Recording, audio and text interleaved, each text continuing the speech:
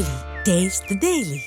வருவாய் மற்றும் பேரிடர் மேலாண்மை துறை சார்பில் மயிலாடுதுறை மற்றும் நாகப்பட்டினத்தில் 8,58,39,000 ரூபாய் மதிப்பீட்டில் கட்டப்பட்டுள்ள வட்டாட்சியர் அலுவலக கட்டிடங்கள் 7,47,21,000 ரூபாய் செலவில் கட்டப்பட்டுள்ள 25 வருவாய் ஆய்வாளர் அலுவலகத்துடன் கூடிய குடியிருப்புகள் ஆகியவற்றை முதலமைச்சர் மு.க.ஸ்டாலின் திறந்து வைத்தார்.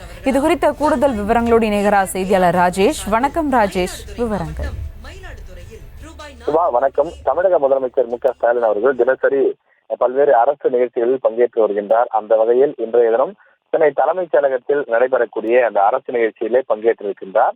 குறிப்பாக வருவாய் மற்றும் பேரிடர் மேலாண்மை துறை சார்பில் நடைபெறக்கூடிய அந்த துறை சார்ந்த நிகழ்ச்சியிலே பங்கேற்றிருக்கிறார். அந்த துறை சார்ந்த அமைச்சர் மற்றும் அதிகாரிகளும் இந்த நிகழ்ச்சியிலே பங்கேற்றிருக்கிறார்கள். நீங்கள் திரையில் காணலாம்.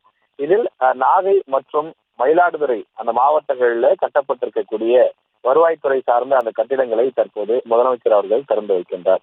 அது மட்டுமில்லாமல் வீட்டு வசதி மற்றும் நகர்ப்புற வளர்ச்சித்துறையின் கீழ் செயல்படக்கூடிய தமிழ்நாடு நகர்ப்புற வாழ்விட மேம்பாட்டு வாரியத்தின் சார்பில் 327,69,69 ரூபாய் செலவில் கட்டப்பட்டிருக்கக்கூடிய 2,404 புதிய அடுக்குமாடி குடியிருப்புகளுக்கு காணொலி காட்சி வாயிலாக அந்த அடுக்குமாடி குடியிருப்புகளுக்கான அந்த அடிக்கல் நாட்டக்கூடிய பணியும் இன்றையும் தொடங்குகிறது.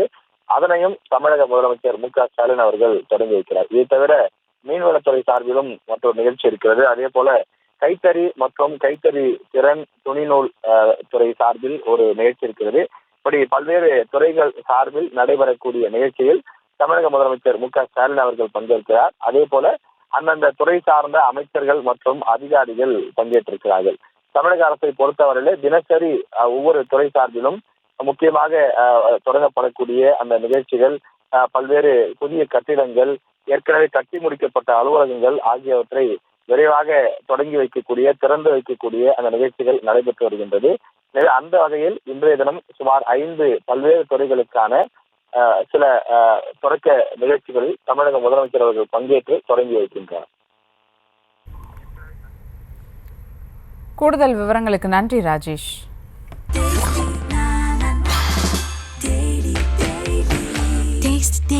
Taste the Daily.